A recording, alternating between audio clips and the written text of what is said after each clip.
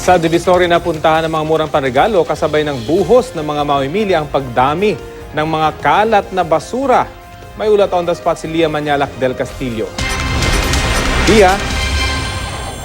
Rafi, patuloy pa rin yung pagdating ng mga tao dito sa Divisoria na humahabol sa kanilang Christmas shopping.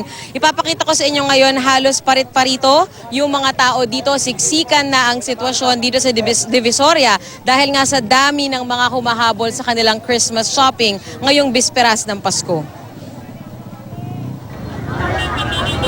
Halos ibigay na sa tig 30 pesos kada isa ang ilang laruan dito. Makaubos lang ng benta ang mga tindero ngayon.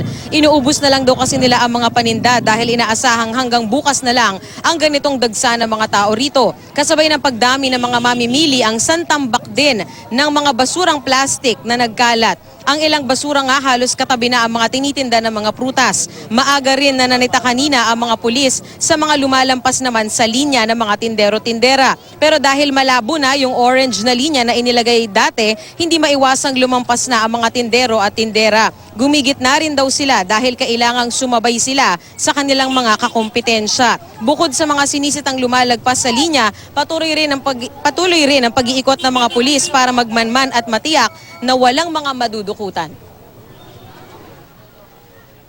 Bakit ngayon lang kayo nag-shopping? Maraming ginagawa. Hindi naman kayo nahirapan po? Hindi naman po. So okay lang. Ingat lang po kasi iba marami talaga mandurukot. Ginuhita namin yung karsada para hanggang doon lang sila. Kung saan yung ibinigay para yung mga mamimili, maluwang yung maaliwalas. Kung sino yung mga lumalagpas talaga, kunin namin yung yung mga pinapatungan. Magagaya natin yung iba kasi lumalagpas din po sila eh. Nagagaya lang kayo? Opo. Kasi pagka naman tinabi nyo doon, ano bang effect nun sa pagbibenta? Hindi ka makakabenta kasi sila gumigit na rin eh. Gaya rin tayo para sabay.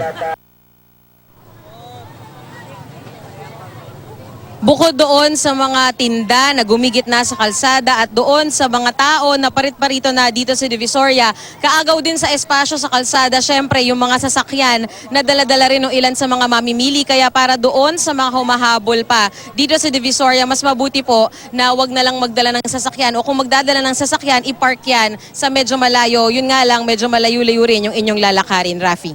Lia, yung nabanggit mong tambak ng basura, ano yan? Sino yung naglilinis? Yung bang mismong tapat ng mga nagtitinda or talagang busy lang yung mga nagtitinda so napabayaan yung mga basura dyan na Lia?